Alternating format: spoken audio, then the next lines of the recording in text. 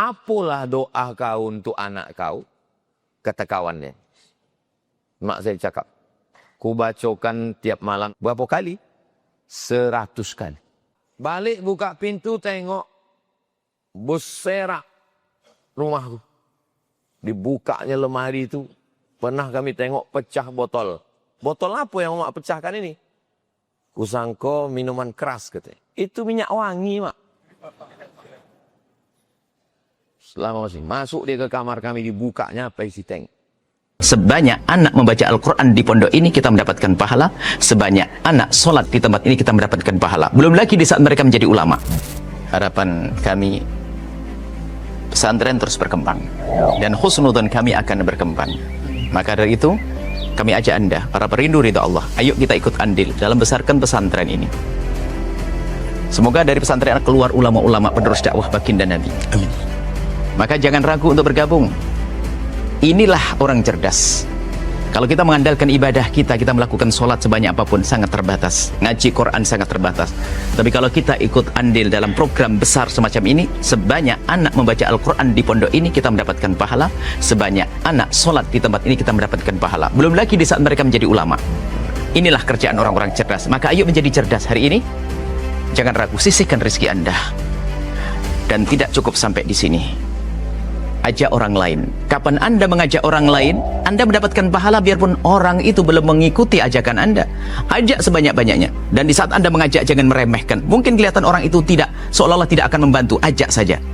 Silahkan sisihkan rezeki Anda langsung ke Pesantren Nurul Azhar Bank Syariah Indonesia, nomor rekening 147-666-6666 atas nama Yayasan Tabung Wakaf Umat. Dan jika terbuka hati Anda lalu Anda berderma, jangan ragu. Sertakan kode transfer 01 di akhir nominal transfer dan atau konfirmasi ke nomor 0852 6541 6060. Itu adalah nomor admin yayasan. Dan setelah itu, setelah Anda berderma, puji syukur, bersyukurlah kepada Allah karena Allah telah memilih Anda untuk bisa berjuang. Nuhibbukum fillah. Assalamualaikum warahmatullahi wabarakatuh. Semoga Allah mudahkan segala urusan Ustadz. Amin. Urusan saya aja nih. Saya seorang ibu yang punya 4 orang anak laki-laki. Alhamdulillah. Mohon nasihat dan amalan agar anak selamat dunia akhirat. Saya berdua saudara laki-laki. Saya anak pertama, adik saya 2 laki-laki. Alhamdulillah kami selamat. Tidak narkoba, tidak LGBT, tidak berzina. Alhamdulillah, sudah tua-tua, saya lahir 77, adik saya lahir 80. Macam mana mak kami mendidik? Tak pernah berhenti bercakap. Kunci pertama, ibu jangan berhenti bercakap. Kalau ibu sudah berhenti bercakap, kiamat sudah terjadi. Selama ibu masih mau bercakap, kau dari mana, hendak ke mana duit, mana kunci motor, balik jam berapa, jangan biarkan anak tidur rumah orang. Selama masih mau bercakap, selamat. Sampai dia umur 70. Dia meninggal umur 71 tahun 2019. Bulan Maret tanggal 18. 11 Rajab. Saya sudah jadi ustadz. Bercakap terus. Kau jangan begini, kau jangan begini, kau jangan begini, kau jangan begini. Aku nih ustadz, mak. Setan yang mengganggu kau ustadz juga. Aku ini dari Mesir, mak. Setan yang mengganggu kau tuh dari Mesir juga. Lulusan dari Fir'aun. Jadi selama ibu masih mau bercakap. Yang kedua, tidak hanya bercakap tapi action. Mak saya tinggal di Pelalawan. Saya dengan adik saya kuliah di Pekanbaru. Sebelum ke Mesir saya di IAIN. Itu kalau dia datang ke rumah, kami sedang di sekolah, balik buka pintu tengok berserak rumahku. Dibukanya lemari itu, pernah kami tengok pecah botol. Botol apa yang mak pecahkan ini? Kusangka minuman keras katanya. Itu minyak wangi, mak. Selama masuk dia ke kamar kami, dibukanya apa isi tank. Zaman itu belum ada internet. Surat-surat cewek habis disensornya. Sekarang orang tua tak mau tahu. Ini kamar kau, ini lemari kau, ini handphone kau. Kiamat sudah terjadi. Pertama, cakap. Yang kedua, action, periksaan. Yang ketiga, doa. Dia tak pernah bercerita ke saya, kau pun doakan begini. Tidak. Saya tahunya justru dari mulut orang lain. Dan sebagiannya sesudah dia meninggal baru datang orang bercerita. Dulu kemana saya pergi ceramah saya bawa dia. Ke Siak ni dulu pernah tablik akbar besar di depan istana Siak tepi sungai. Saya bawa dia. Lalu kemudian saya bawa dia ke Medan di dekat istana Maimun di Masjid Raya Al-Masun. Saya bawa. Nginap di hotel. Kawan aku nak datang. Bawa lah mak. Di kamar atau di lobi? Eloklah di lobi. Yalah. Saya bawa dia turun. Duduk dia sama kawannya. Saya di samping. Saya biarkan dia bercerita berdua. Tapi isinya saya nguping. Boleh. Rupanya kawannya ini bertanya. Apalah doa kau untuk anak kau? Kata kawannya. Mak saya cakap. Ku bacakan tiap malam Al-Fatihah. Berapa kali? 100 kali. Sehatkan anakku Al-Fatihah. Panjangkan umur anakku Al-Fatihah. Jaga hatinya Al-Fatihah. Jadi ibu, kalau mau anak-anak awak kau selamat, 3. Yang pertama, mulut jangan berhenti. Yang ketiga, action periksa jaga anak ini. Yang ketiga adalah doakan dia dengan banyak-banyak bacakan Al-Fatihah. Kalau sudah kita buat, terjadi juga yang terjadi. Memang takdir lah itu sudah. Terjadi juga dia Pak Ustaz. Pakai narkoba dia. Lapor ke BNN. Badan Narkotika Nasional. Jangan malu. Jangan malu punya anak yang melanggar. Lebih baik cepat dicegah diobati. Daripada menyimpan bom waktu. Anak pakai narkoba, sabu-sabu, pil anjing gila. Dibiarkan. Tiba-tiba nanti meledak, meletup. Na'udzubillah. Mudah-mudahan Allah menyelamatkan anak-anak kita semua insyaAllah. Tidak ada alasan. Pokoknya kalau sudah tamat SD, anak hanya boleh di rumah TK SD. Habis SD, wajib masuk pondok. Tak sanggup kami bayar biaya pondok tinggi. Pesantren Nurul Azhar tidak pakai uang bangunan. Ini jembatan Leton. Sebelum masuk Pekanbaru, lewat Simpang Bingung. Jangan bingung-bingung lagi. Belok ke kanan, arah TPU Kopit. Makam Ustadz Tengku Zulkarnain. Sebelum TPU Kopit, tengok sebelah kanan. Nurul Azhar. Dulu orang di Riau ini mengeluh. Masuk pesantren biaya mahal, biaya tinggi, biaya bangunan, biaya kelas, biaya asrama. Kami buat pesantren dengan Ustadz Al-Dinar. Tidak pakai uang bangunan. Tak ada uang bangunan 20 juta, 10 juta, tak ada. Supaya Ustadz Somad itu jangan hanya ceramah. Kami buat pesantren. Tanahnya mana? Tanah wakaf. Bangunannya apa? Bangunan wakaf. Sebulan saya kasih waktu Jumat Ahad pekan kedua untuk YTWI. Yayasan Tabung Wakaf Umat. Keliling. Duitnya 100% semuanya masuk ke yayasan. Supaya budak-budak di Riau yang tak mampu bisa masuk. Yang mampu bayar. Yang tak mampu tak ada juga uang bangunan. Yang tak mampu gratis. 25 orang setahun. 25 SMP 75.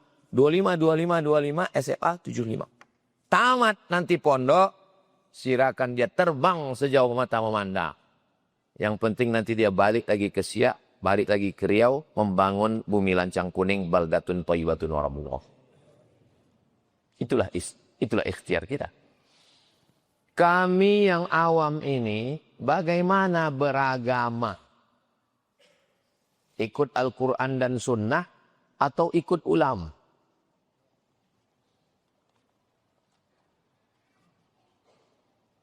Marilah kita kembali kepada Al-Quran. Kau balik ke Quran? Iya. Coba bacakan surat Al-Baqarah ayat 146. Al-haqqu mir rabbika. Itu nun mati berjumpa dengan roh. Iya. Mir rabbika. Dari mana kau tahu hukum mati nun berjumpa dengan roh? Dari guru-guru mengaji. Itu kau balik ke guru mengaji. Kenapa tak balik ke Quran langsung? Mari kembali ke Quran. Fala takunanna. Waktu membaca nun tadi pakai tanwin, pakai idgham. Bingung. Fala takunanna. Iya. Dari mana kau tahu cara membaca takunanna itu berdengung?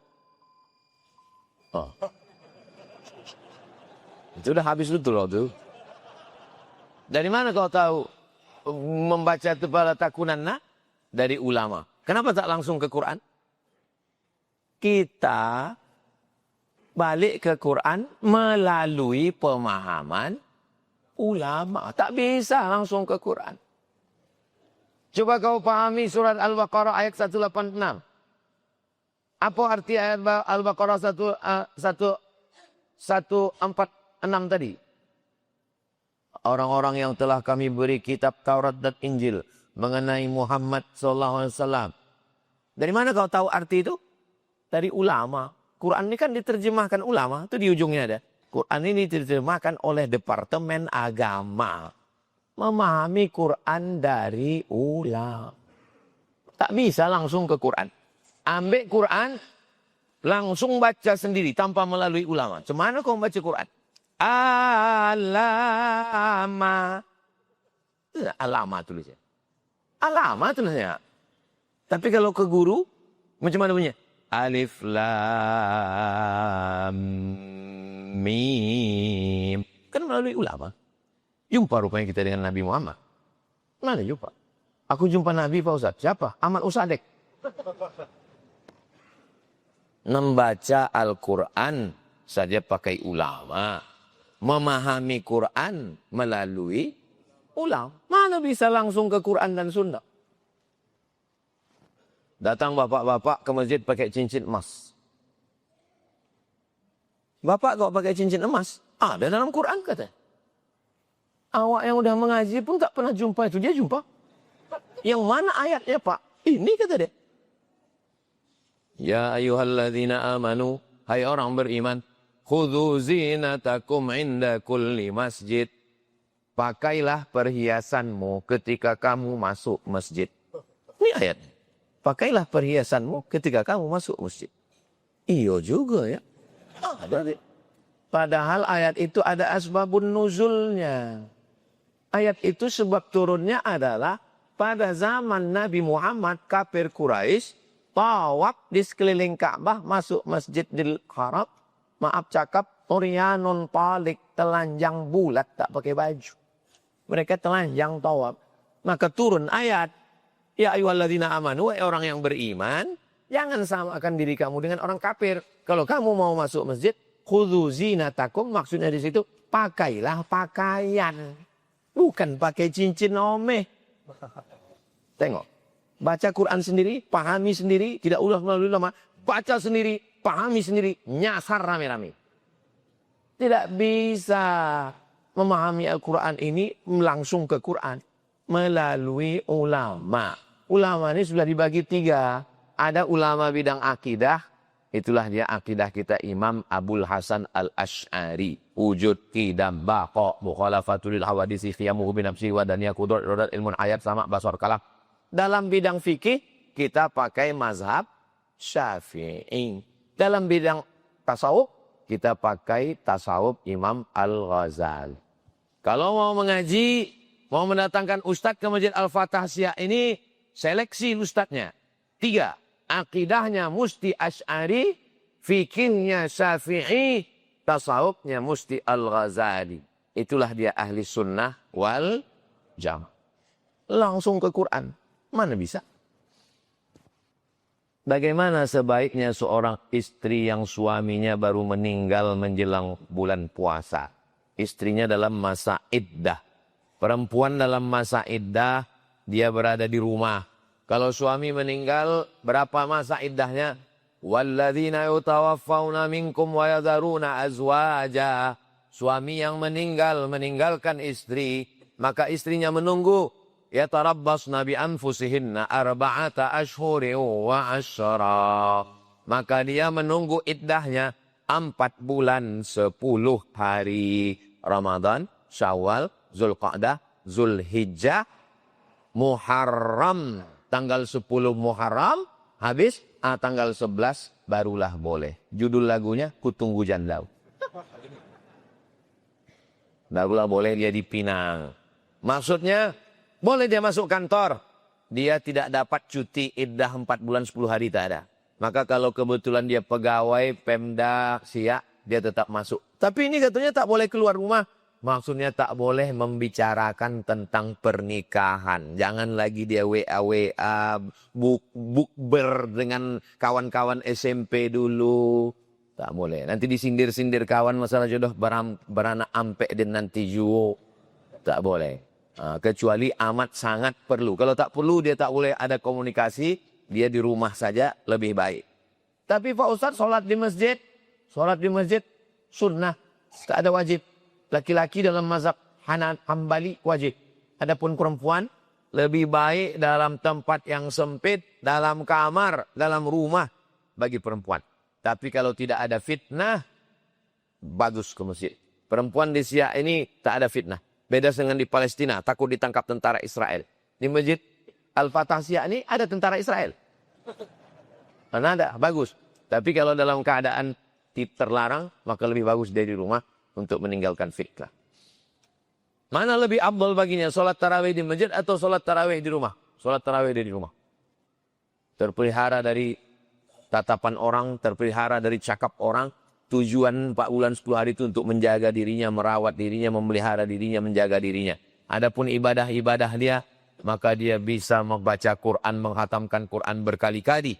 Dia bisa memperbanyak zikir, tasbih, tahmid, subhanallah, walhamdulillah, la ilaha illallah, wallahu akbar. Afdalu zikri fa'lam annahu la ilaha illallah. Tadi tahlil kita tadi itu 100. Saya sengaja di mana-mana masjid kalau habis subuh saya tahlil 100. Kenapa? Karena saya tengok imam-imam sekarang baru la ilaha illallah, la ilaha illallah. Kita bertahlil ini tak penting respon orang, yang penting 100. Bahwa setelah 100 kita tengok orang pulang semua enggak penting. Yang penting tahlil 100. Bagaimana sebaiknya pada saat masa indah seorang istri yang suaminya telah meninggal dunia pada saat bulan puasa? Al-Fatihah untuk Bapak almarhum. Bila arwahi abaina wa ummahatina wa ajdadina wa jaddatina wa lima syaikhina. Untuk semua orang-orang tua kita. Untuk Sultan-Sultan Siak Sri Indrapura. Untuk para mufti-mufti dan alim ulama. Untuk para guru-guru kita semuanya. Al-Fatihah. A'udzubillahi minasyaitonirrajim. Bismillahirrahmanirrahim. Alhamdulillahi rabbil alamin. Arrahmanirrahim. Maliki yaumiddin. Iyyaka na'budu wa iyyaka nasta'in. Ihdinas siratal mustaqim. Siratal ladzina an'amta 'alaihim ghairil maghdubi 'alaihim waladdallin. Amin. Allahumma ighfir lahum warhamhum wa'afihim wa'fu 'anhum waj'alil jannata maswahum. Allahumma ij'al quburahum rawdatan min riyadil jinan. La taj'al quburahum hufratan min hufarin nira. Allahumma ijma'na wa iyyahum ma'al habibil mustafa fi jannatikal ula. Allahumma innaka 'afuwun, ya Allah engkau Maha Pemaaf. Tuhibbul afwa, engkau cinta kepada maaf. Fa'fu anna, maafkan segala silap salah dosa kami ya Allah. Ya Rabbi bil Mustafa balligh maqasidana waghfir lana ma madha ya wasi'al karami. Ya Allah, sampaikanlah segala hajat niat baik kami dunia dan di akhirat ya Allah. Ya muqallibal qulub, engkau yang membolak-balikkan hati, sabbit qulubana, kokohkan hati kami ala dinik, dalam agamamu wa ta'atik, dan ketaatan kepada Allahumma a'inna, tolong kami ala zikrika, supaya hati kami selalu berzikir mengingatmu, wa syukrika, selalu bersyukur kepadamu, wa husni ibadatik, selalu beribadah dengan ibadah yang terbaik. Waqtim bis salihati a'malana, tutup umur kami dengan husnul khatimah. Kama jama'tana fi hadhil syahril mubarak, sebagaimana engkau kumpulkan kami di waktu yang mulia, waktu subuh, di majlis yang mulia, majlis hadis, di bulan yang mulia, bulan Ramadan. Kumpulkan kami nanti di surga bersama Nabi Muhammad sallallahu alaihi wasallam. Ma'an nabiyyin was-siddiqin was-syuhada was-salihin wa hasuna ulaika rafiqa. Rabbana atina fid dunya hasanah wa fil akhirati hasanah wa qina adzabannar. Wa sallallahu ala sayyidina Muhammad wa ala alihi wa sahbihi wa sallam. Walhamdulillahi rabbil alamin. Taqabbalallahu minkum inna wa minkum taqabbal ya karim. Terima kasih segala perhatian. Mohon maaf segala kesilapan dan kekhilafan. Kita sholat sunat isyraq 2 rakaat. Usalli sunnatal isyraq raka'ataini lillahi ta'ala. Wassalamualaikum warahmatullahi wabarakatuh.